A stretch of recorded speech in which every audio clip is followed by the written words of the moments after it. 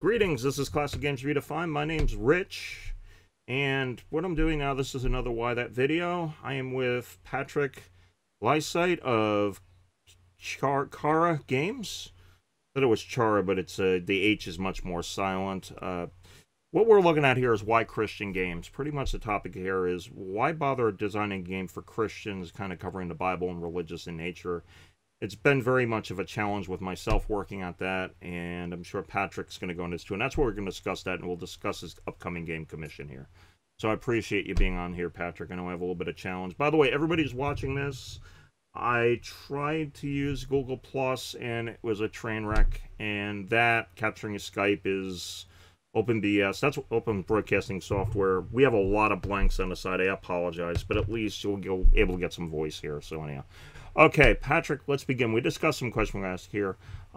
First thing we'll do is there's two parts to this. First one is pretty much why design Christian games? Why Christian games? Why don't you go into like why design games at all? Okay, so obviously, for me, I love games. All of us, that's kind of where we get started. I grow up playing games, and for me, I really got started designing games because I had kind of two groups of people that I liked playing games with. I had military games that I grew up playing games like Risk and Axis and Allies and Diplomacy and games like that. And then I had a group that really enjoyed playing games like Settlers of Catan, and they were all coming over to my house for a Thanksgiving get together, and I wanted a game we could all play together. So I started designing a game over time, and that turned into a game that is called Glory and Riches and was picked up for publishing by Jolly Roger Games. And so I kind of got into the flow of game design through that. And then after working on that for about a year and a half, and I was done and had kind of handed that off to the publisher, I decided I wanted to do another one. But obviously, game design and testing takes a lot of time. So I went to my wife and said, I really think this is something we should do together. I want to do another one, and I want it to incorporate in some way, shape, or form Christianity, because my wife and I are committed Christians, and we looked around, and the Christian game network is basically, Bible Scattergories or Bible Trivia Pursuit, and those are the kind of games that just make you feel dumb after you sit down to play them. They're not very fun. So I wanted to see if I could take my hobby of designing games as kind of a mental stress relief, fun thing to do, fresh challenge, and bring it into an area and combine it with another one of my passions. And really from the start, what we were trying to do is create a game that deals with Christian themes but is not preachy or proselytizing. We wanted it to be accessible to Christians who are not gamers and gamers who are not Christians, with obviously our core audience being Christians who are gamers. So we had kind of three different people that we wanted the game to work well for, and so that was kind of the challenge as we sat down to begin integrating and exploring the possibility of integrating some Christian tensions into a modern board game.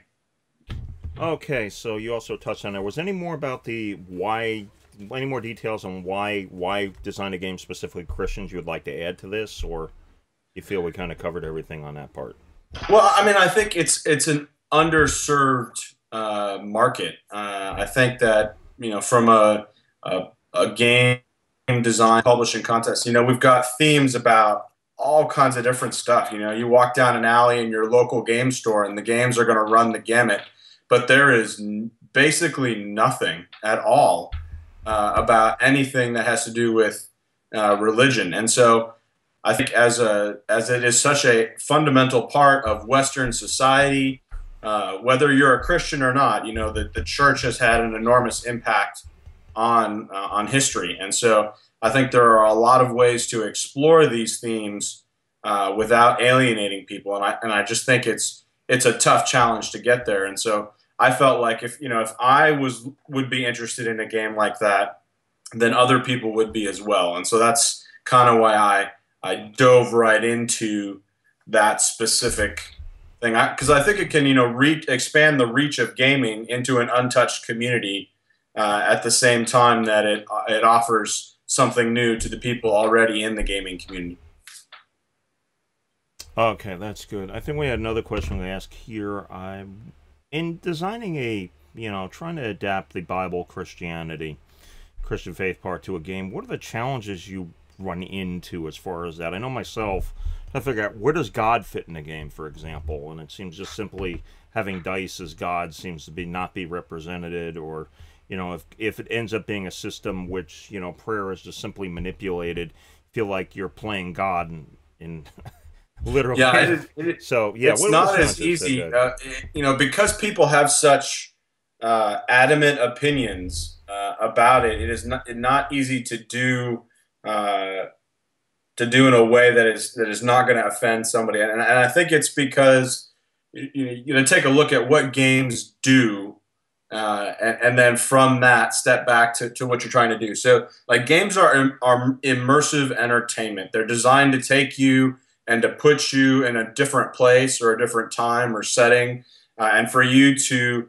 experience the story that is going on inside the game. And so you have to balance as a designer working to create a specific experience for a player. You have to balance those tensions and decisions and interactions and all that stuff with the gameplay mechanisms to recreate what you're trying to do.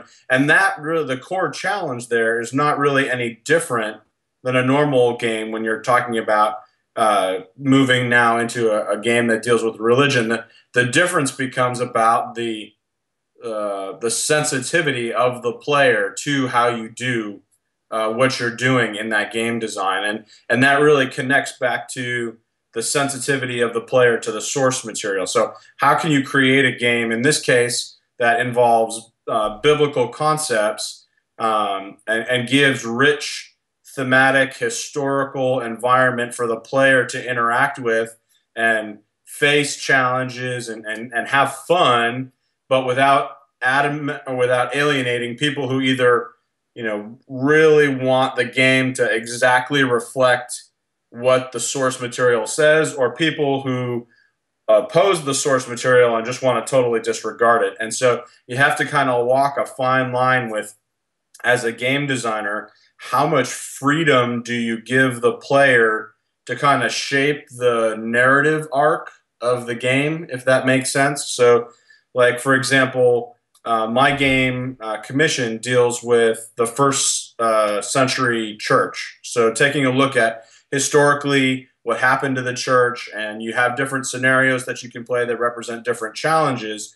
And how I decided to kind of crack that nut was to give each player a different power or different ability that the church needed to do several of its challenges, and then to mechanically control the way the players interact and use those skills to force them into, it's a cooperative nature of the game, but they have limited communication, like in the first century AD, they had limited communication from place to place. So that mechanic allows you to kind of control who knows what and how much say do you have in a given decision, and it kind of starts to create this challenging framework of how do we do what we need to do as a team when we're facing these trials as individuals and as a team. So that kind of creates the setting, and then the decisions allow the player to kind of shape the direction. So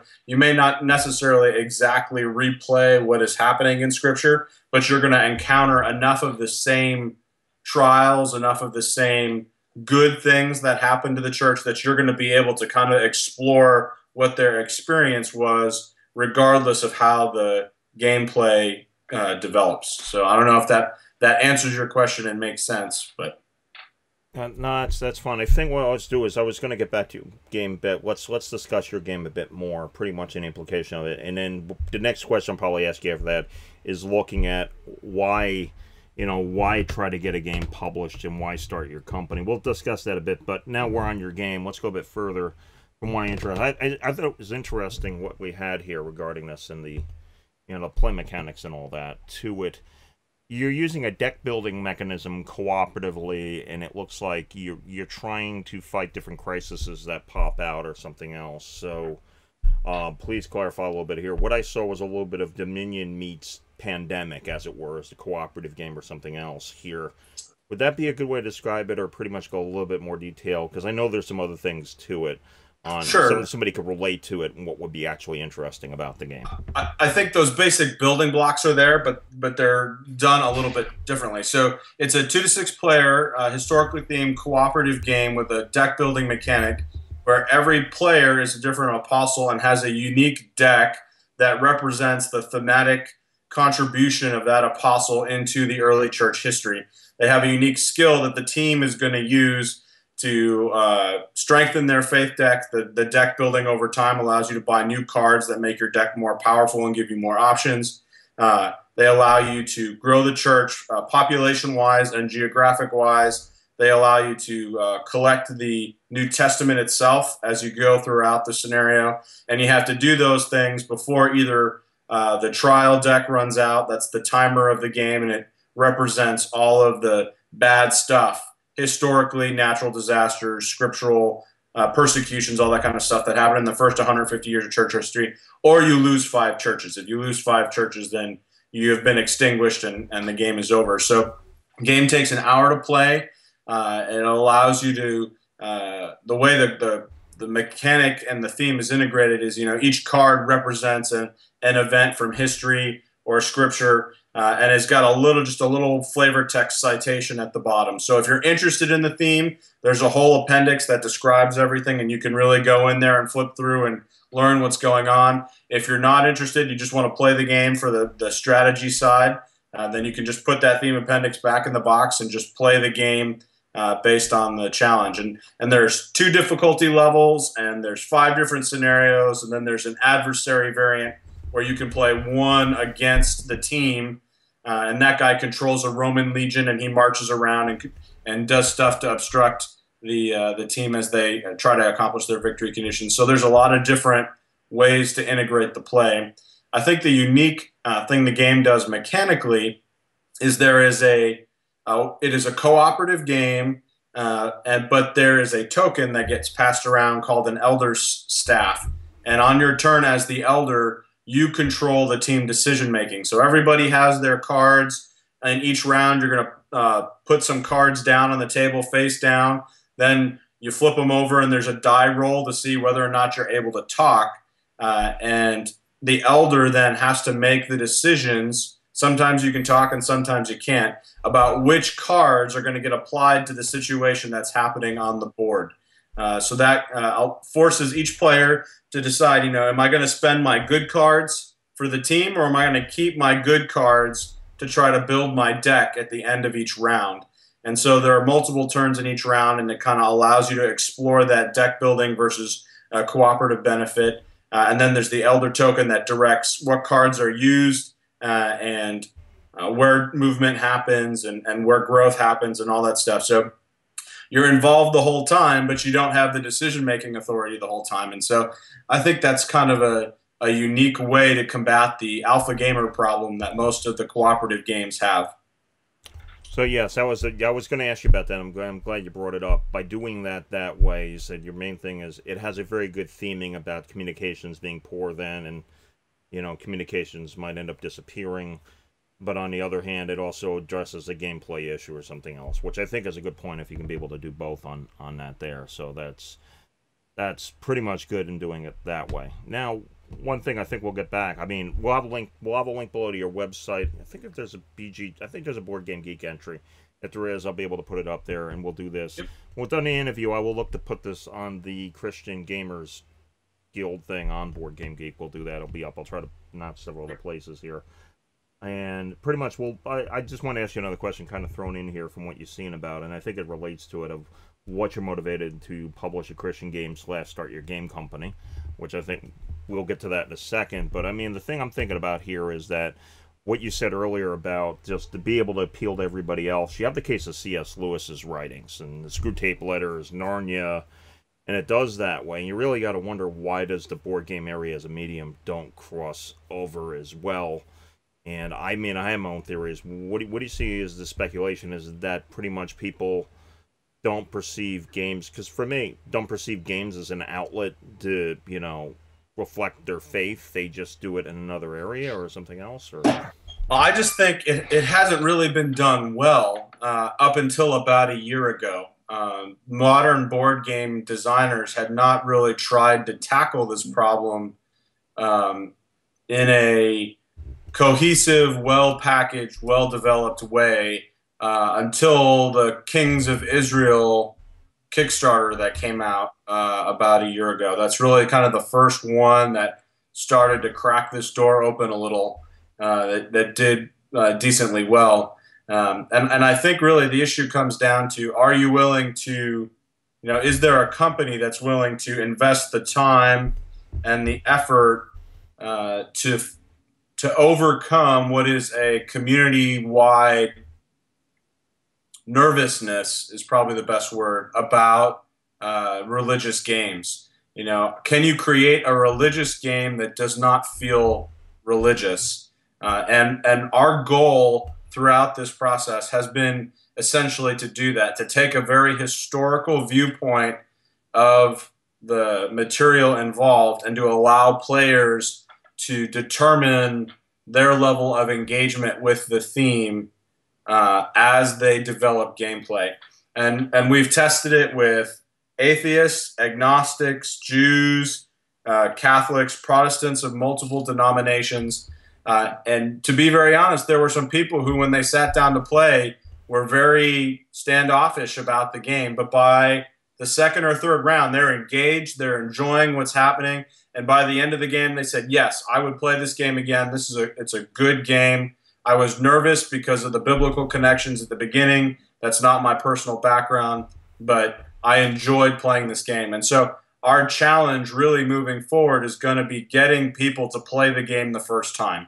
If they will sit down and give it an hour, they will enjoy the challenges and the engagement that they find in it. But you got to kind of get over that hump with some people in the gaming community, and that's, I totally respect their, everybody's got their opinion and their belief and their perspective, and so we did our best to try to respect the whole range of opinions and to allow people to engage wherever they are with the material. Okay, that's good, because I mean, I haven't really seen too much anything. I mean, I played Le Havre, and the church does the parable of Jesus with the loaves and fishes and multiplies them. I thought that was kind of cute. I seen Magic, a Bible card quote, something else like that, but I really ain't seen a lot. I mean, I think I'm seeing recently, when I started the Christian Gamers Guild, that people are, I said, and also started Geek List, and people are start seeing, even the Ragnar brothers and other things I'm noticing doing it. So it's good you're getting in here, and it's like you're touching on several things with the cooperative gameplay and the deck building, and pretty much do that in the positional play on the board, pretty much. I mean, it definitely looks like that. So anyhow, I guess the entire point about why, motivating to get this published, I understand it, but have you found that there really isn't, I mean, one thing you would think about is, rather than start your own company, is go to some sort of publisher. Has been there any challenges you've been running into that's really driven to this? And I know you're going to have an upcoming Kickstarter to get this thing off the ground. So when I started this, and up till about 9 months ago, I was totally committed on designing the game and handing it off to a publisher. And I went and engaged. I pitched to about 20 different publishers and got basically the same response from everybody. The game is mechanically tight, plays well, the theme will not sell, and so if you give us the game, we'll strip the theme out, and we'll reapply a zombie theme or a space theme or something. And is that going to be okay with you? And I said, not really. That's not the game I've designed. And so we began to realize that there is not a avenue, and that's why there are no games that represent this kind of part of the market, is because nobody has been willing to provide the content because of the financial risk, essentially, of publishing a game. So the kind of the take that we have done is we have moved forward, and we found a high quality artist and a good website, and we've hooked up with some board game, convention attending, market building systems. And so we have really tried to put together the whole package for this game so that right from the get-go, when somebody picks up a box and sees the Chara Games logo, they will know, hey, this is going to be a good, high-quality board game that deals with tensions out of the Christian viewpoint. And wherever I fall on the faith spectrum, I'm going to be able to sit down, enjoy this game, and potentially learn something or get exposed to something in a non-threatening, non-preachy way. And I'll be better, be better for having played it, and that's really our goal throughout this whole process. And I think you can kind of see that, or you will be able to see that in the way our game is developed. Here, I'm going to show this off now. Go ahead, definitely do that. But see if I can zoom this in. This is our cover, and I think you can just see by taking a look at this cover. This is all original art. Right. It's high quality. It's integrated. You take a look at our board, and we've reconstructed a 20 AD Roman map. And I mean, it's a pretty board to look at. Yep. And whenever we take it out to a convention, people will just stop and look at the board, just because it looks visually appealing. And there's a lot, and that's been our whole plan. Is we want to provide a high quality product right out of the gate. I thought it was interesting the way they said that's why the Orient is that where north is on the map for the Roman Empire, that was east. Yeah, so it's really funny watching, because we have a big blow up of our map on a banner, and people will walk up to the banner, and all of a sudden you see their heads start to go like this. Yeah, exactly. As they realize that north isn't up, because the Romans oriented their map to the sunrise. Sunrise east, so the east is up, and that's why we call the Far East Oriental.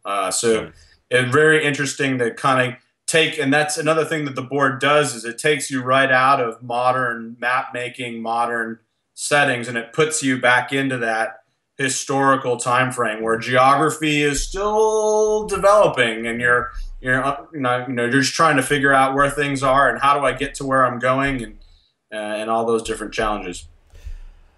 So yeah, I thought that was very interesting. I mean, I'm glad you're doing it that way. Hopefully this works out well and everything else here. I'm just trying to think if there's any other closing things to go over. Yeah, I know the challenging this way. I mean, one question here. I mean, when I did that, I was trying to work on some games. What has been your view to try to go to like a Christian book publisher, or the guys who do the Bible trivia? You ever try to run your idea by them? I mean, I got guys there, and they said like their portfolios. I was like Talcor, I think, was one of them, or Cactus Games. Did you even try to approach them, and what did you see that was? I did. I actually got in touch with the guy at Cactus Games, and he hasn't been accepting any new designs for about the last 2 years. And then the other large company that has a Christian branch is the Talcor Aristoplay, and they're more oriented toward younger kids games, so they were not interested in something for youth and adults. So really, I mean, it's a totally gaping wide hole in the board game market and in the Christian product market. So we kind of are straddling two different places, but it's the catch-22 where you can't get into distribution until you have a product, but you can't have a product until you've proved that you can get into distribution. So that's why we're doing the whole Kickstarter fundraise. We start on the 3rd of June. And we are hoping so far we've been, putting together a crowd before we do the crowdfunding thing. And we are very optimistic that we are going to be able to have a pretty strong showing as we kick off our Kickstarter in the beginning of June, and be able to bring in that attention and potentially bridge the two markets in an effective way for our company. Who have you contacted yet as far as the board game reviewers? I mean, it's like you have Tom Vassell, for example, who's a Baptist minister, and I find it's interesting that he's like the lead guy. He took over for Scott Nicholson, and he's doing the ministry stuff and that there. I think Undead Vikings also another one. So who are you lining up as far as reviewers to get a hold of this game so far? I'm not actually going to give you any names, and I know that's kind of a cop-out here, but I will say that we have contacted, we've got 5 different prototypes that are out for a combination of video and written reviews by names that are respected industry-wide. So, and those reviews will be dropping sometime between now and the 3rd of June. So we are very excited about the fact that Commissioned is getting played by a bunch of different people across the industry, and we're hopeful that their reviews and their response will bring in some people who would normally be a little bit reticent to explore a game that has a religious backdrop. But I think we've created a product that, like I said, all different people can enjoy and appreciate for the game that is in the box. Okay, so yeah, it's definitely good. I was figuring you being on top of this there. Just to let anybody know who's watching this, I will have links below to anything related to the game here to go check it out. And I look forward to seeing this thing kickstart. I mean, as I said, you approached me and want to say about doing it. As I said, I mean, I have my own challenges here, but I figured I might as well let you know about the YouTube channel. I would like to look forward to everybody, you know, I want to do more reviews like this here. I want to be, you'll see this. I'll have like about 80% of the screen's black. When I can figure this out, everybody, I will actually try to do bigger pictures and everything else. I'm just lucky enough to get this here. So, yeah, Patrick, I definitely appreciate you covering this here. Hopefully do this, and I definitely hope this succeeds kickstarting. You get distributors lined up, and hopefully you get the breakthrough. Because that's one thing is I've gone to Christian bookstores, and you might have found the Ark of the Covenant Carcassonne game, which was nice, which did its own thing, but there really hasn't been too much. There was another game I was kind of disappointed with. I trying to be positive, so I won't name names for it. But you see other stuff here, and you know, I really wish you luck, and I hope everybody else will support you on this. One way. Thank you, Rich. I appreciate you having me on. It's been good. I appreciate getting the word out. So anyhow, I guess that's about it. Keep in touch with me about this. Let me know how things go and see what we're going to do. I guess I'll see you in the Crispin Gamers Guild on BoardgameGeek. We'll try to post a link to that there, and that's about it. So I guess we're going to wrap up here, and I guess that's it. Everybody, I do want to thank you for watching. We're logging out. May your die always roll high, and remember, don't hate the player, change the game. So thank you, Patrick. Bye. Thanks, bye.